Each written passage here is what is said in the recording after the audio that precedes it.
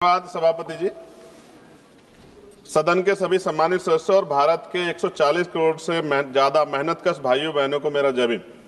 जिनके खून पसीने की कमाई से सरकार चलती है, यह 25-26 के पूरक अनुदान मांग का पहला बैच सरकार की घोर नाकामी का जीता जागता सबूत। कुल सकल अतिरिक्त व्यय 1.32 लाख करोड़ रुपए का, लेकिन वास्तविक नगद खर्च सिर्फ 41,455 करोड़, बाकी 90,812 करोड़ की कथित बचत के नाम पर छिपाकर हिसाब चुकता करने का खेल। फरवरी को मुख्य बजट असत्य और खोखला साबित हो गया। बड़े बड़े वादे किए थे, अब इमरजेंसी में अतिरिक्त पैसे मांग रहे हैं। यह कोई मामूली गलती नहीं बल्कि सुनियोजित लूट और जनता के साथ विश्वासघात है। हम जोरदार मांग करते हैं कि शून्य आधारित बजटिंग तुरंत लागू करो, सीएजी से स्वतंत्र और सख्त जांच करवाओ।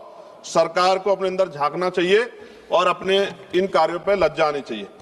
सभापति जी, एससी एसटी ओबीसी को वैसे तो नुकसान नहीं पहुंचा पाई सरकार, तो निजीकरण का एक बहुत बड़ा खेल किया। और इंडिगो ने क्या किया?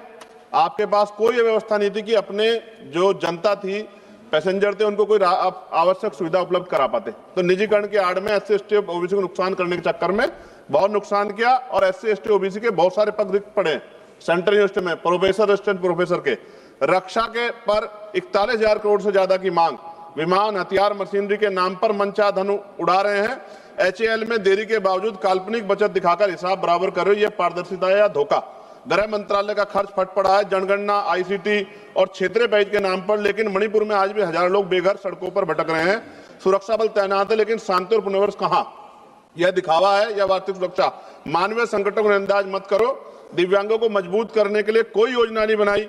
भ्रष्टाचार चरम पर। टेलीकॉम में बड़ी कंपनियों को जीवन रेखा देकर जब 1.2 करोड़ नौजवान बेरोजगार भटक रहे हैं, युवाओं के साथ छल क्यों कर रहे हो?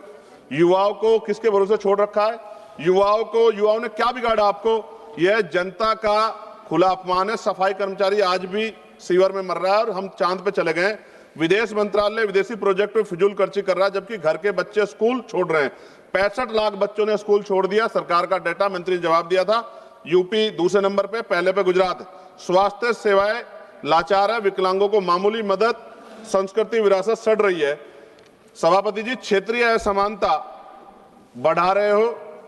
कुछ यूटीज को फोकस करके गांव कस्बों को भुला दे, जबकि भारत गांव में निवास करता है। माननीय सभापति जी, यह दस्तावेज देश की अर्थव्यवस्था गहरा आघात है। हम इसे पूरी ताकत से खारिज करते हैं। या तो तुरंत सुधार हो, शून्य आधारित बजट, सीएजी के गहन जांच और हर रुपए का परिणाम आधारित ऑडिट होना चाहिए। साथ साथ सभापति जी, उर्वरक विभाग पर 18,525 करोड़ रुपए का भारी अतिरिक्त मांग। विदेश से आयातित उर्वरकों को प्राथमिकता देकर हमारे किसानों का खून निचोड़ रही है।